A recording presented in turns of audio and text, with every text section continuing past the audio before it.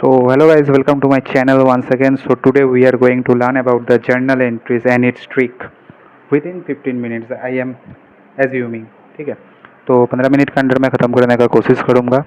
तो सबसे पहले है हम कवर करेंगे कि व्हाट इज़ जर्नल एंट्री, उसके बाद कवर करेंगे rules of debit and credit, उसके बाद करेंगे टाइप्स ऑफ अकाउंट्स, उसके बाद करेंगे how to pass journal entries, उसके बाद थोड़ा बहुत प्रैक्टिकल एग्जांपल्स लेके हम एग्जाम्पल देख लेंगे। तो ये वीडियो देखने के बाद आपको और कुछ भी वीडियो देखने की ज़रूरत नहीं पड़ेगी in the case of journal entries, क्योंकि मैं आपको बहुत अच्छी तरीके से समझाने वाला हूँ। तो प्लीज़ इस वीडियो में बने रहिए।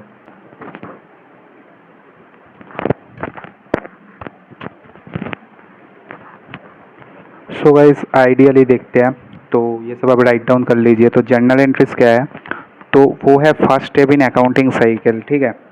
तो अकाउंटिंग साइकिल का जो फर्स्ट स्टेप है वो है जर्नल एंट्रीज, जो कि रिकॉर्ड करता है ऑल फाइनेंशियल ट्रांजैक्शंस इन अ क्रोनोलॉजिकल मैनर। अब ये क्रोनोलॉजिकल मैनर का मतलब क्या है? क्रोनोलॉजिकल मतलब इस वर्ड का मतलब आप लिख सकते हो यहाँ पर डे वाइज, ठीक है।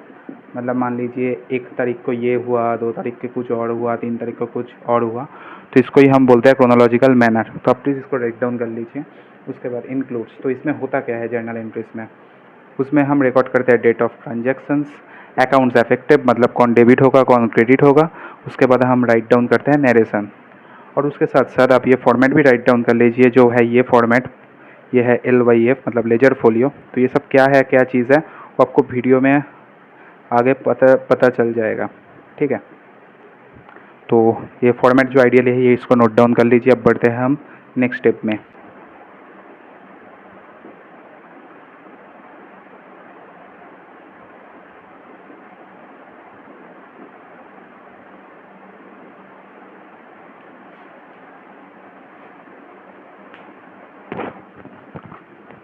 तो अब हम देखते हैं कि rules of debit and credit, ठीक है, और टाइप्स ऑफ अकाउंट में एक साथ ही कवर कर रहा हूँ। तो जैसे कि हम अभी देख लेते हैं गोल्डन रूल, ठीक है। तो rules of debit and credit ही हम गोल्डन रूल में पढ़ने वाले हैं। तो देखिए टाइप्स ऑफ अकाउंट, 3 तरह के अकाउंट्स होते हैं। एक होता है पर्सनल अकाउंट, एक होता है रियल अकाउंट, और एक होता है नॉमिनल अकाउंट, ठीक है।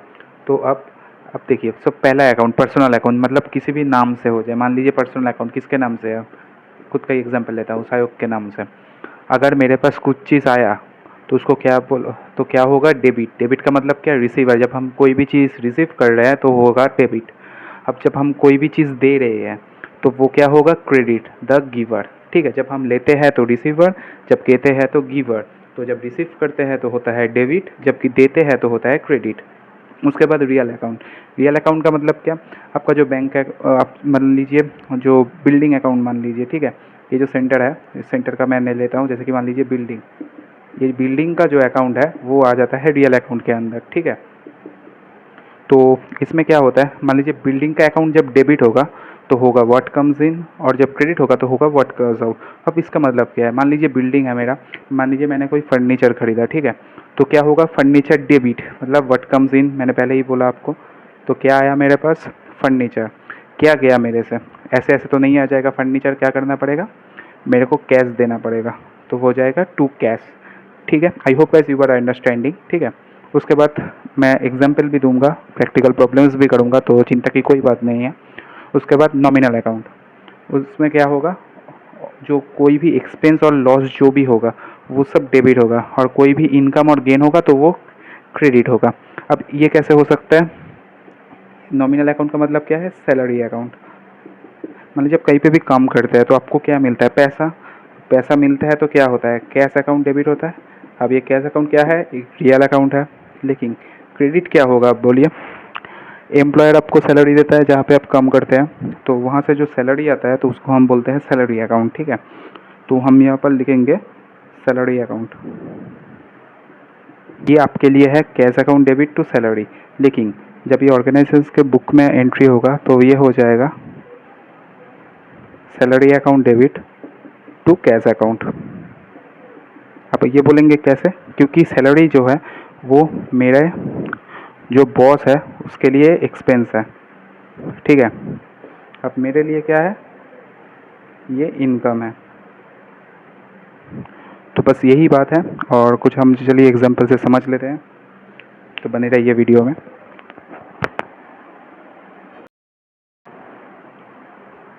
तो गाइस मैं अभी प्रॉब्लम सॉल्व कर रहा हूँ, जो देख के आपको पता चल जाएगा कि कैसे कैसे सॉल्व किया जा सकता है। तो आ, मैं यहाँ पर अपलोड कर दूँगा, ठीक है।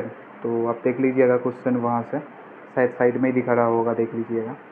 तो एज्यूम कर लेते हैं in the books of merchant, ठीक है, जिसका भी नाम दिया हुआ रहेगा प्रॉब्लम में।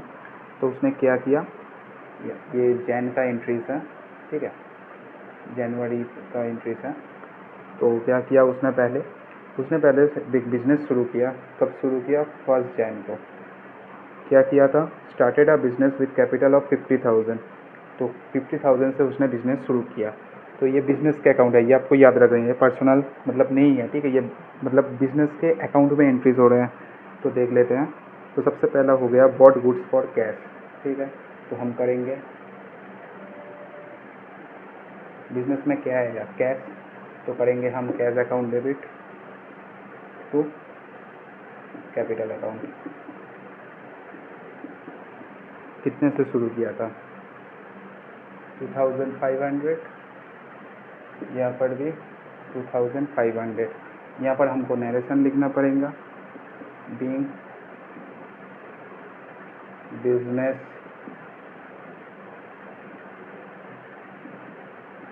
Started with cash. मेरा इतना कोई हेवी सेटअप है नहीं, तो प्लीज़ मैनेज कर लीजिएगा। उसके बाद वाला एंट्रीज आप थोड़ा सा खुद से करके देख सकते हैं, पॉज करके वीडियो, ताकि आपका सब सवाल सही हो रहा है कि नहीं हो रहा है। तो ये हो गया जैन 1 का एंट्री। अब हम करेंगे जैन 2 का जो एंट्री है, बॉट गुड्स फॉर कैश ₹2500। अच्छा सॉरी, यहाँ पर थोड़ा गलती हो गया था। यहाँ पर क्या दिया है, कैपिटल 50,000 दिया हुआ है, इट्स माई मिस्टेक, ठीक है। 50,000 से बिजनेस शुरू किया। उसके बाद बॉट गुड्स फॉर कैश। तब क्या हुआ, उसने गुड्स खरीदा कैश दे के। तो हमने क्या किया, परचेज किया। तो क्या होगा,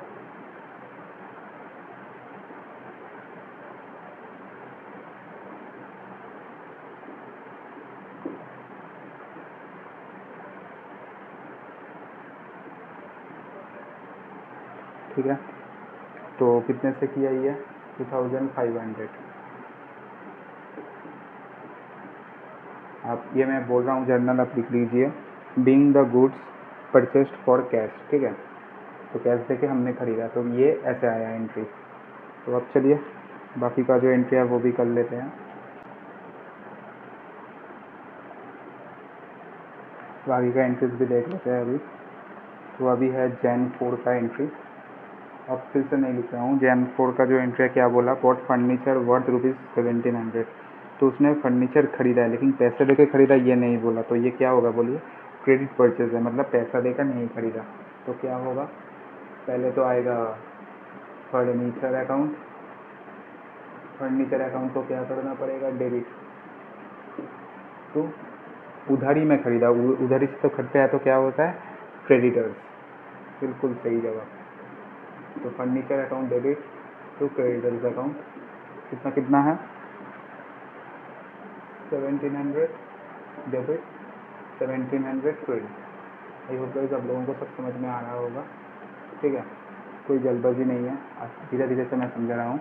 अब यहाँ पर आपको जर्नल्स लिखना पड़ेगा, being furniture bought worth ₹1700 on credit. उसके बाद हम करेंगे कैश सेल्स। तो 6 तारीख को हुआ कैश सेल। क्या किया था, तो कैश सेल किया का मतलब क्या, कैश में बेचा। तो क्या होगा, कैश अकाउंट डेबिट। तो सबसे पहले आएगा cash account debit to sales account, it is the amount of ₹1500। बिल्कुल सेम ऐसे ही आपको जर्नल लिखना पड़ेगा। क्या जर्नल लिखना पड़ेगा, being goods sold for cash, ठीक है। उसके बाद 8 तारीख को क्या हुआ, 8 तारीख को goods sold to Dubai stores 2500। Dubai store को हमने गुड्स सोल्ड किया 2500 में, लेकिन देखिए बोला है कैश में सेल किया, कुछ भी नहीं किया, तो नहीं बोला। तो इसका मतलब क्या है, क्रेडिट में सोल्ड किया। तो क्रेडिट में जब हम सोल्ड करते हैं तो क्रेडिटर का नाम देना पड़ता है। तो किसको सोल्ड किया, बुबाई स्टोर्स को। तो यहाँ पर हम करेंगे Dubai stores account debit to Dubai stores account debit to क्या सोल्ड किया, गुड्स। तो हम जब कोई भी गुड्स सोल्ड करते हैं तो क्या होता है, बोलिए, क्रेडिटर्स अकाउंट। तो यहाँ पर आप लोगों ने क्या लिखा है वो ज़रूर बताइए मेरे को, टू के अकाउंट में, ठीक है। थोड़ा पॉज ले लीजिए, लेके बताइए क्या हो सकता है। बिल्कुल सही जवाब। यहाँ पर क्या हुआ था, कैश टू सेल्स हुआ था, यहाँ पर दुबई आ गया, लेकिन हुआ तो सेल्स ही ना, क्योंकि हमने पैसे से नहीं खरीदा, तो और क्या ही कर सकते हैं। तो ये आ गया यहाँ पर एंट्री। ये कितने का होगा बोलिए, ये आएगा 2500 का। आई होप गाइस अब सबको कुछ सब समझ में आ रहा है। तो ये सब कर लीजिए और यहाँ पर जर्नल एंट्री लिख दीजिए कि goods sold to Dubai stores in credit व ऑन क्रेडिट, ठीक है। तो इसके बाद हम आगे चलते हैं। तो अब कुछ और एंट्री बचा हुआ है, तो होगा पेड फॉर स्टेशनरी 150। तो क्या हुआ बोलिए, स्टेशनरी अकाउंट जो है उसको हम डेबिट करेंगे। तो किस में खरीदा, कैश में खरीदा। यहाँ पे आएगा 150, यहाँ पे आएगा 150, यहाँ पर हम लिखेंगे डेट, जो भी डेट दिया हुआ है। यहाँ पर हम जर्नल करेंगे बीइंग पेड फॉर स्टेशनरी। उसके बाद इसको बताया receive cash from Dubai stores. तो अब क्या होगा, दुबई स्टोर से हमको पैसा मिल गया, तो क्या करना पड़ेगा, cash account debit to Dubai stores. कितना मिला है, 2200, ठीक है। उसके बाद purchased goods from Bapi traders, purchase account debit to, इससे खरीदा है हमने बापी ट्रेडर्स से, ठीक है। अच्छा, ये एंट्री मैं थोड़ा एक्सप्लेन करना चाहता हूँ आप लोगों को, तो प्लीज़ होल्ड कीजिएगा। यहाँ पर आएगा 1700, यहाँ पे आएगा 1700। तो अब जल्दी जरिए से देख लेते हैं ये जो मैं बोलना चाहता था, ठीक है। तो थोड़ा सा मैं रात करके बताता हूँ आपको, तो ज़्यादा अच्छे से समझ में आएगा। तो देखिए क्या था, ये पे जो था, तो पहला एंट्री हमने पास किया था, दुबई स्टोर्स जो है वो पहले डेबिट हुआ था, ठीक है। कितने से डेबिट हुआ था, 2500 का, आई गेस। कैश में नहीं खरीदा था, ठीक है। हमने उसको सेल्स किए थे 2500। अब उसने जब पेमेंट किया तो हमको सिर्फ 2200 का ही किया। इसका मतलब क्या, 300 रुपये कम में किया। तो कम में किया तो क्या होगा, तो सबसे पहले हम यहाँ पे करेंगे कैश अकाउंट डेबिट। कितना किया, 2200, लेकिन उससे मिलना कितना चाहिए था। तो मैं वहाँ पे खड़ा था नहीं, से हैंड का स्पीड थोड़ा स्लो था। दुबई स्टोर्स का एंट्री कितना होगा, 2500। ये पे जो है डिस्काउंट, ठीक है। तो यहाँ पे उसको क्या मिल गया, डिस्काउंट। तो डिस्काउंट का जो अकाउंट होगा, ठीक है, डिस्काउंट। ये पे क्या हुआ, डिस्काउंट। अब तो क्या होगा, अपन डिस्काउंट दिया है तो डिस्काउंट देते हैं, तो क्या होता है, जब हम डिस्काउंट लेते हैं तो हम बोलते हैं डिस्काउंट रिसीवेबल अकाउंट, ठीक है। तो हम ऐसे ही इसको डिस्काउंट ही रख देते हैं अभी। डिस्काउंट अकाउंट डेबिट कितना होगा, 300 रुपया। तो 300 रुपये हमको कम दिया और 300 रुपये का हुआ हम लोगों का नुकसान उस पर, क्योंकि हमने उसको दिया था। तो आई होप गाइस आप सबको एंट्रीज वगैरह सब समझ में आया होगा। अब वो जो टाइप ऑफ एंट्रीज है, मतलब मान लीजिए पर्सनल अकाउंट, रियल अकाउंट, ठीक है, और नॉमिनल अकाउंट, इन सब तो आपको थोड़ा सा बहुत बुक्स में एक बार देख लेंगे तो पता चल जाएगा। लेकिन आपको याद रखना है, पर्सनल अकाउंट का मतलब नाम होता है, रियल अकाउंट का मतलब कोई भी चीज़, बिल्डिंग, फर्नीचर, ये सब चीज़ें होता है। नॉमिनल का मतलब है जो बिजनेस का एक्सपेंसेस होता है, जैसे कि सैलरी हो गया, रेंट हो गया, ठीक है, ये सब चीज़ आता है। So that's all.